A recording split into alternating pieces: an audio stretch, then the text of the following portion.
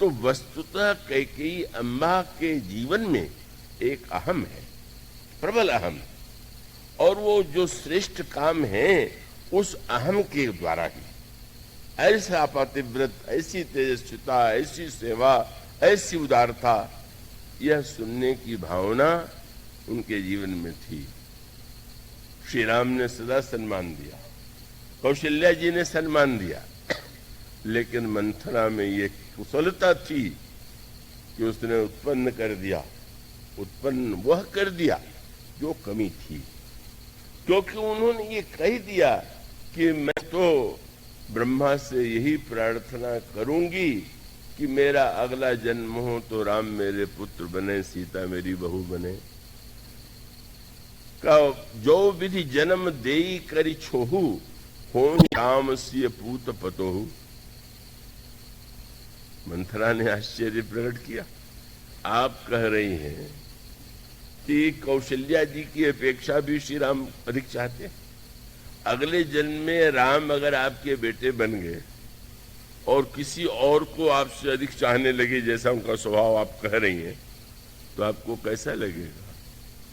कहने लगी कि देखो, सत्य ये है मंथरा, उनके मन की भावना जो है कि मैं राम को चाहे जितना चाहूं, चाहे राम मुझे जितना चाहे, लेकिन संसार राम को कौशल्या का बेटा कहेगा, मेरा बेटा नहीं कहेगा। ये मैं और मेरा सबसे कठिन है जो व्यक्ति छोड़ नहीं पाता। और जब तक यह मैं और मेरा है, इसी को रामायण में बताया गया, यही अविद्या है। आपको जो प्रारंभ से आते रहे होंगे, का उन्होंने कहा मनुष्य के जीवन में दुख के 5 कारण हैं, और उसका नाम संस्कृत में बड़े ऐसे शब्द हैं कि सरलता से प्रत्येक व्यक्ति को समझ में नहीं आता है। वो अविद्या, अस्मिता, राग, द्वेष और अभिनिवेश। अविद्या क्या है? बोले मैं और मोर तोर तय माया, यही बस कीने सी जीव निकाया। जब तक मैं और मेरापन, तू और तेरापन बना हुआ है, तब तक व्यक्ति कितना भी श्रेष्ठ क्यों न हो जाए, उससे भूल हो सकती है, उसका पतन हो सकता है, उसमें दुर्भाव आ सकता है। और यहीं पर वह सूत्र था, वही वो गड्ढा था जिसके काई बन गया। एक ओर जल और दूसरी ओर यह अहम, यह जो मेरापन का जो भाव है, जो छिपा हुआ है। मंथरा ने तुरंत कह दिया, देवी ठीक है, कभी ऐसा रहा होगा कि राम आपको अधिक चाहते रहे होंगे, सम्मान देते रहे होंगे, पर भूल जाइए, ये समाचार बिल्कुल नया है।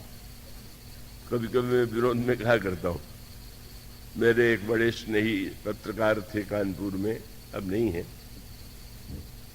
जब वो सेवा निवृत्त होने लगे तो पत्रकारों ने उनके लिए प्रीति भोज दिया। मेरे संबंध को ध्यान में रख के मुझे भी बुला लिया।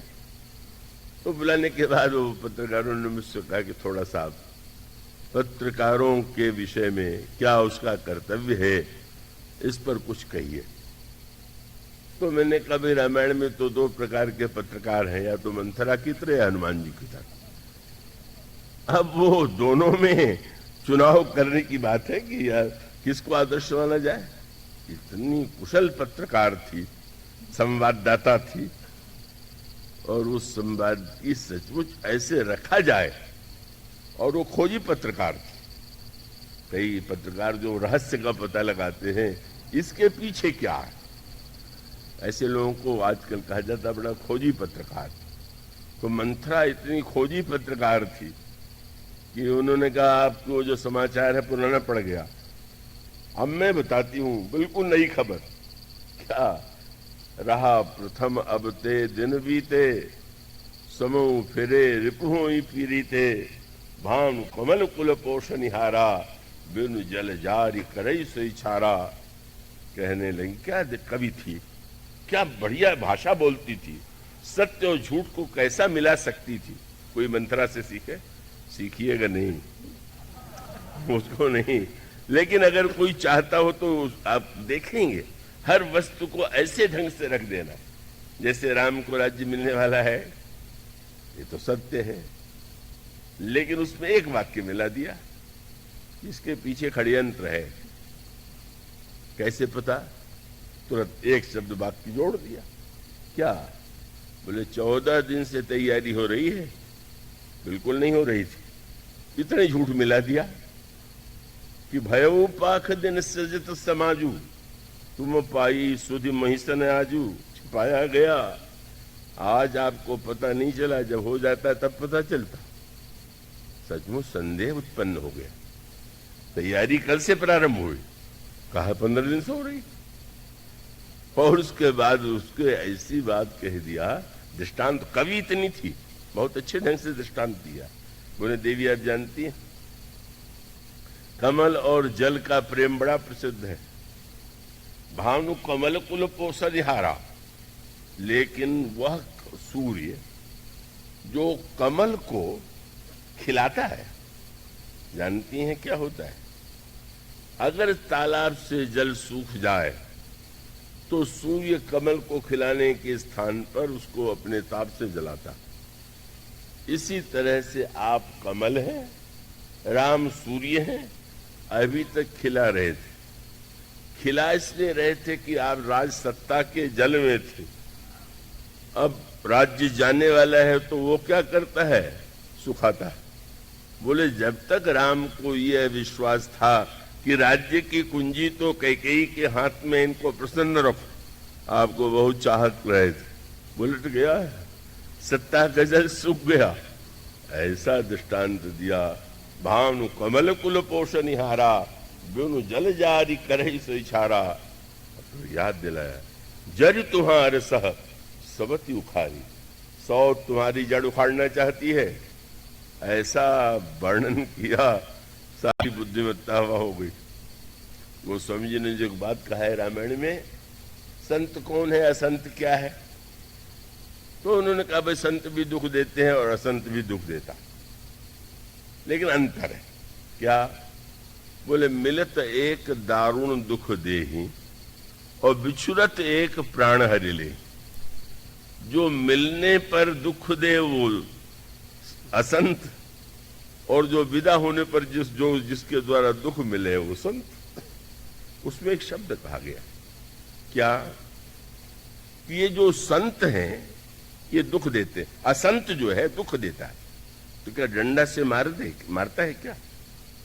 कोई आपके ऊपर शस्त्र चला दे तो असंत है क्या?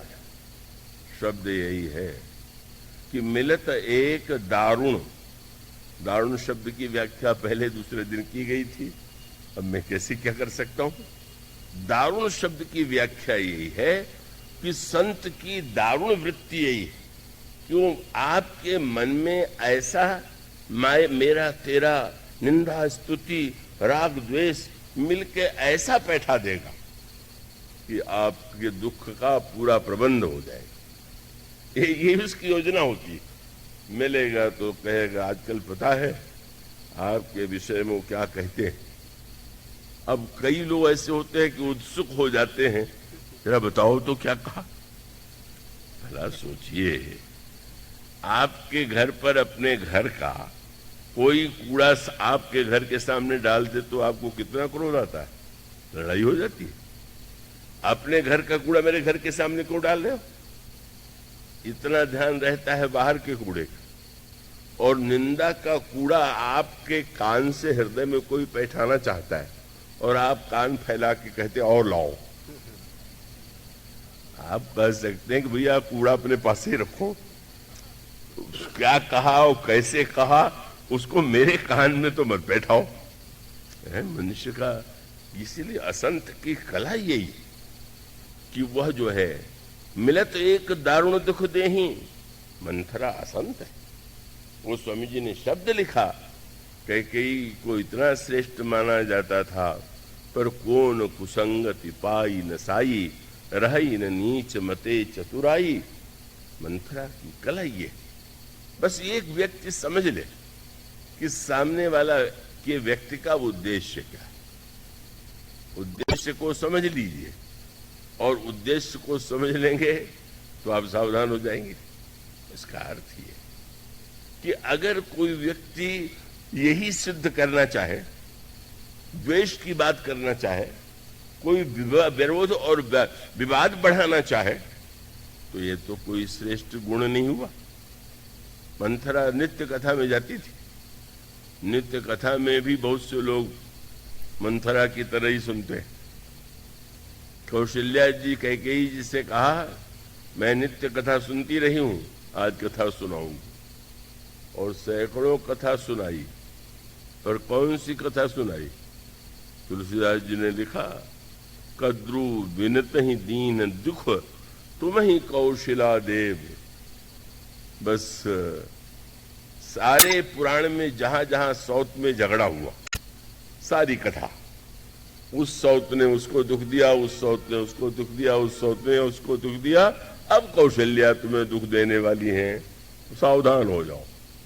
दीजिए, कहां दुख देने वाली हैं, कहां कष्ट देने वाली हैं, पर कान में।